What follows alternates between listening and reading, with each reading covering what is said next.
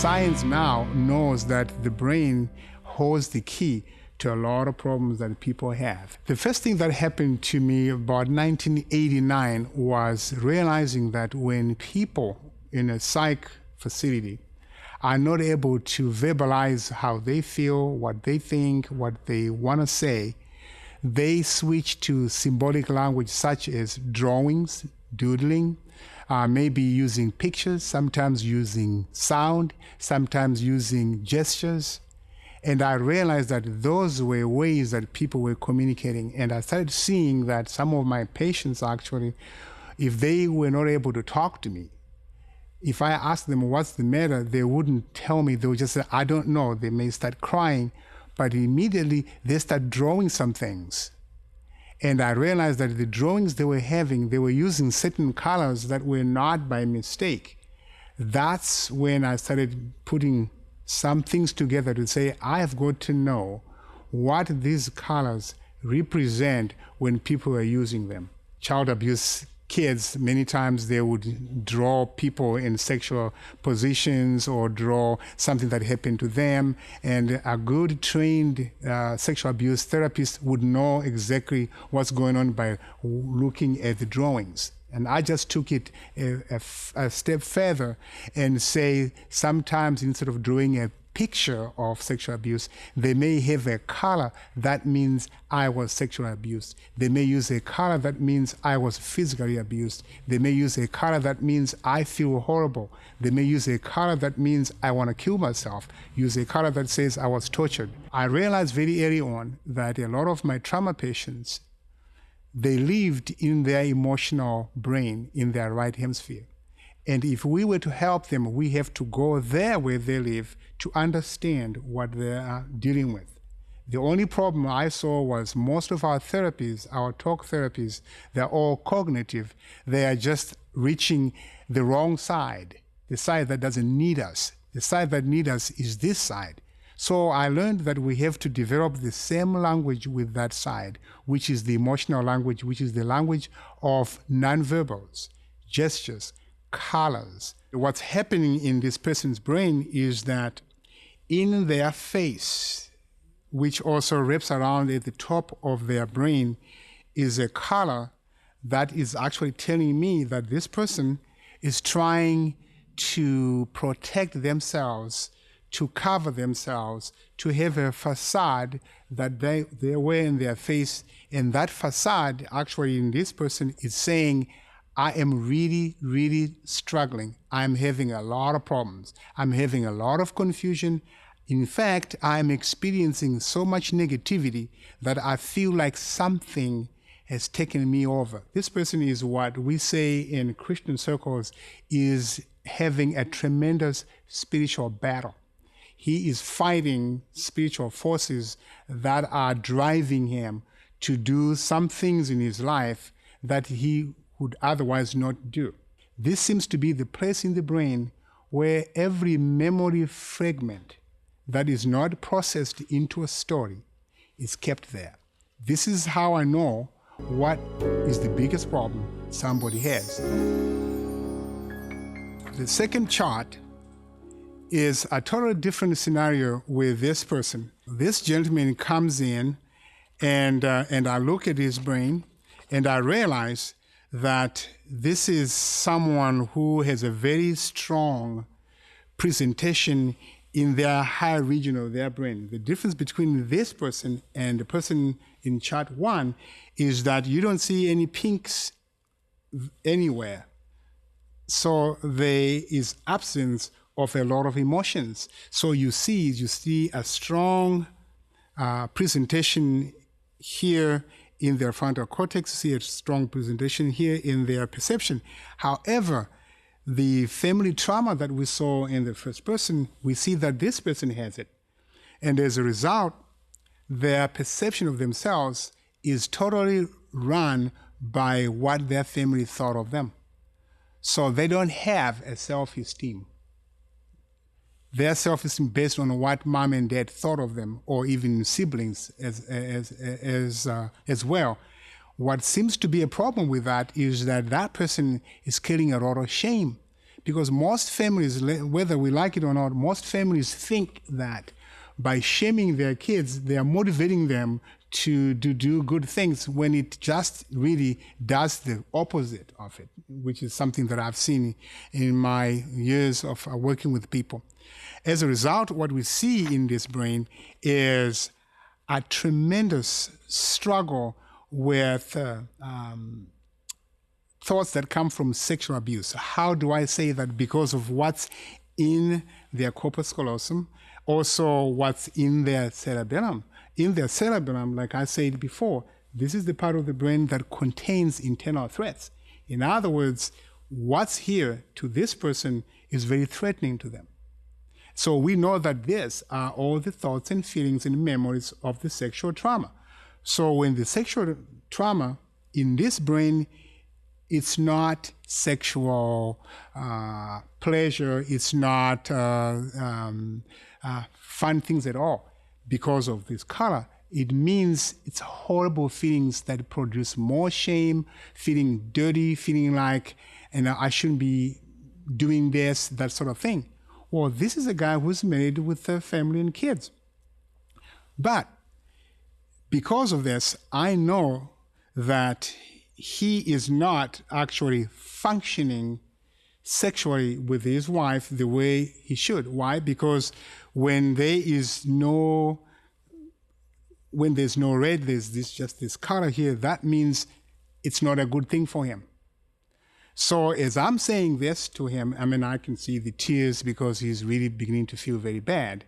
And I'm saying to them, well, one of the reasons why you're feeling bad because you're feeling a lot more shame. And I don't mean to make you feel shame. I'm just telling you what your brain is telling you, which is telling me, for the purpose of you being able to heal that.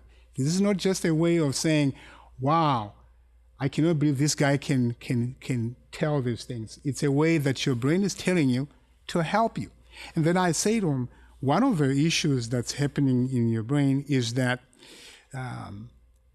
the alarm part of your brain is concerned about sexual things. That's what the most upsetting thing for you, which actually validates what his cerebellum is doing, which also validates what we see here in his corpus callosum. And but his mind, his hippocampus, is brown. No, that strong mind that's there is all about, I cannot feel emotional pain. I cannot think emotional pain. Well, what ends up happening, though, is all his feelings and his thoughts, why they are locked up there, all his thoughts have nothing to do with females. They all have to do with males. So now he's struggling because this is a person who is a believer. We can see that in here with all his faith. Or he's conflicted tremendously. So he has shame because he's saying, Christians should not feel this way. And he blames himself for it. And as a result, his testosterone levels here are being monitored by a color that says we have to keep it down. We have to keep it down. Why? Because if it's up, we are afraid you might act on it. As a result, you can see that his olfactory bulb, which is the way information from the outside is picked up and reported to the inside, his faith is blocking that, which is a good thing. And by seeing this, I could tell that this person has not acted on the impulses simply because of what I see in his brain. He says, you're right. And I said, well, the only problem with this is your anxiety is really going through the roof. When you look into the future, when you look at where you are going with your life, you are very worried about it. He says, you're right. I'm worried about it because I don't know if my wife will ever find out what I think, or would she leave, and would I end up someday really, crossing the line? I don't know what I'm doing. And I said, well, here's the thing. Because of your faith being at your regulatory part of the brain, the hypothalamus, your faith is literally regulating everything that's going in your mind. So your faith is not going to allow you to do this. And I also say to him, and I said, that's why people who have called you're an addict, they don't understand. And I said, you are not an addict. If you were an addict, this place would show that. What this place shows that you are struggling, and actually in terms of obsessive kinds of behaviors, you are winning the battle. But what you're not winning is your thoughts. And with this person, and I said, we have got to heal the family trauma. And I said, when I see family trauma like this, and I see Brown there, and I see this, my suspicion is it's your family, one of your people and your family members who may have been responsible for the sexual trauma. And he was nodding and says, yeah. And I said, that's one of the reasons why this is producing so much shame. Every time you're around that person, if they're still alive, you feel shame. He says, yeah, I have to face them at every family reunion, which causes a lot of problems for that particular person.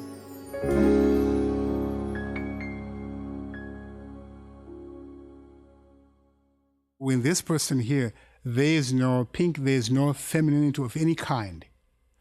What's happening in this brain is the result of the sexual trauma is making him feel like those thoughts are the only thoughts that would connect him to male relationships. But they bother him because he knows this is not okay. So this is a type of person who knows that they are not homosexual, but they get confused by the thoughts. And this is where, for clinicians, we have to be clear with people that just because you think this way, it doesn't mean that's who you are. Okay? If I think of beating somebody up, it doesn't mean that I'm a fighter. I am thinking that. So that was very affirming to this gentleman when I say that. He says, that was my biggest fear, that I may end up being homosexual. And I said, no. Chart 3 is a person who, from what we see, is a little similar to chart 1 in the sense that we see quite a bit of pinks in this brain. In fact, this one has more pinks than the other one, except their mind is not pink. Which one? The chart 1 was pink. Now, what's happening with this person is we see a tremendous amount of sexual trauma, which is not covered up. Like what we saw in the other charts, that it was revealed a little bit, and the last chart we just saw, it was pushed in the back, and some of it was really in the feeling area in the corpus callosum. But this one, in this chart, the person identifies themselves totally with sexual trauma, a sexual trauma victim. So they're just out there saying, that's who I am, which is a very big problem because we are not what happened to us. We are who we are. And experience does not make us, which is one of the big problems that this person is having. And then in addition to it, their whole, what we call the limbic system, which is the inside part of their brain, as well as their hypothalamus, which is what we call the regulator part of the brain, and their olfactory bulb, their hormone center, their pituitary gland, as well as their amygdala, it's all loaded with sexual trauma. Now, this person is in much more trouble with sexual trauma than the other two charts, in the sense that they are actually reacting to it. So this is someone who is already engaging in what we call addictive kind of a life story. This person, I don't even have to ask them if they are viewing pornography, because already they are. And their inside is full of it because that's what's driving them. What's driving them is the need to satisfy this kind of sexual craving, which they think is about sex, when really it's about trauma, from what we know. As a result, in their brainstem, that trauma is already leaked in there, so it's being stored in their body. So that's what's increasing their craving, that they have to have physical contact. It's not good enough for this brain to view it. They have to have the release because it's in their body. And here is another thing that complicates the picture for this brain. There's a lot of emotion in this brain. Here in the brainstem, there in the way they look at life, in their focus, their outlook, also in the way they relate, also in the way they feel. Okay. Now, this person doesn't identify themselves as female because we can see, but here's what's happening with them. Because of so much femininity, they are being perceived by others as feminine. So when they go out, a lot of gay guys hit on them. And that's very distressing to him because he says, I know I'm not, I don't understand this at all. And I said, okay, how do you define that? So I started suspecting that there's something he's not telling me, which is I see the emotion, but he's not telling me that when he identifies himself as a victim of sexual trauma, is he seeing himself as a victim of sexual trauma that was done to him by a female or by a male? So when he has any thoughts at all, are they with males or females? Or he didn't want to answer that one. And immediately I knew why he didn't want to answer that one, because if he answered that one honestly, he would have to say, I struggle with being gay or something like that. And as we were talking about it, I said, well, you are putting a label on identity when really your identity in your brain is not saying I am gay. It's saying I'm a victim of sexual trauma. Now, all that means is that you are a person who was sexualized or you were sexually abused. That's all it means. And now, if your thoughts, if your feelings, if the way you think is centered around males, it doesn't always mean that you are preferring males. It may mean that that's who abused you. And as someone who was abused by being beaten by a ruler, the ruler is not really the problem. The ruler is just saying this is the thing that was used to hurt you.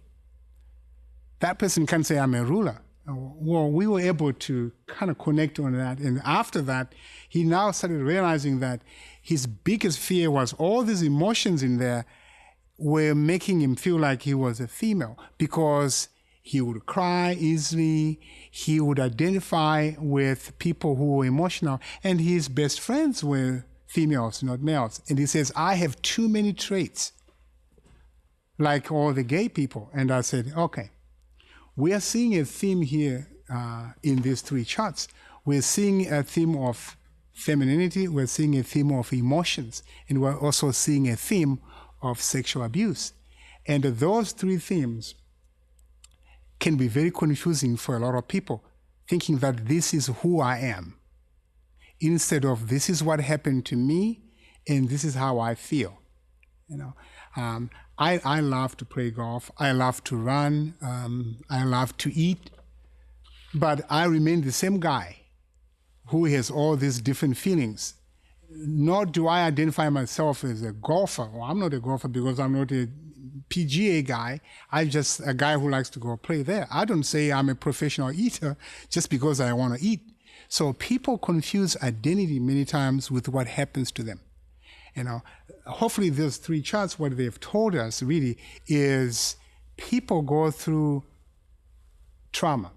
And that trauma can alter the way the brain functions. As a result, it can alter how we perceive ourselves.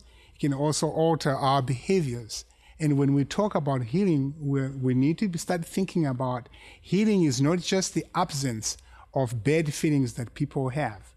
Healing can also include our brain beginning to function the way it should function, the way it was designed to function, which produces behaviors that are congruent with not just where we are, but congruent with where we want to be, congruent with who we believe we are and how we affect the world around us.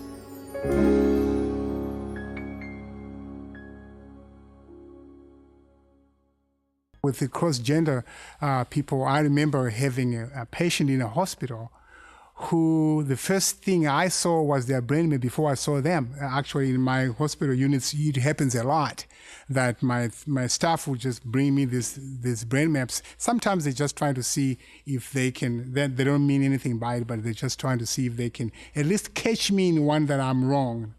And so they showed me this, and I'm looking at this, and I said, this is very confusing, because this is a guy who is doing everything he can to be a female, but his true identity is a guy, but he's trying to do the female. And here's what we found out.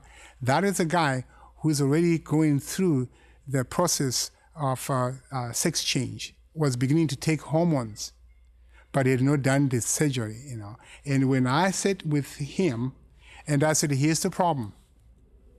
It's trauma that happened to you that's making you decide that you are not going to be a guy, you want to be a female. Here's the problem. The problem with, you know, you going ahead with the sex change is that when your brain heals, it will be saying, I am a guy and I don't want to be female, because it will be firing differently. So you regret your decision. The only thing I need to tell you is, since you are in the hospital to deal with trauma, that's what we need to deal with. We don't need to be dealing with the cross-gender thing. And I said, I am not saying you won't talk about it. You know, in fact, a lot of people who know what I do is, when I counsel people who I know they are gay, we will never have a discussion about being gay. We only have discussions about what's in your brain, what's your trauma, and healing it. And as a result, what we see is when the brain heals, the brain starts firing the way it's supposed to fire. Now, it sounds very simplistic to say that, but at least this has been my experience with the people that I've treated with this, because the brain would tell us what's going on in there. Okay. So that's about cross-gender things. Pedophilia is a whole different story. That's one thing that is still very puzzling in the scientific world, at least what I know in the literature, is that we think it has very little to do with sex. We think it has a lot to do with brain development, that these people somehow, they have not developed to be an adult who thinks like an adult. Therefore, when they see a child, they think they're peers. And so they get attracted to these children by the very same things that attract other children to other children.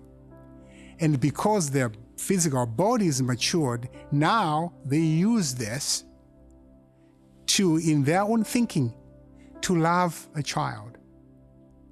So in their thinking, that's what they think they're doing. Pretty much like a little kid who's playing house. Thinks it's just playing house. They don't realize that's a big thing they are doing. What people need to study in the future, those people who research, what they need to study is how can you tell if this was there before any compromising anything happened to that child? That will be the key. Why? Because right now, that's why I personally, from a scientific standpoint, I have not seen one research that convinces me of a biological basis of people being born that way.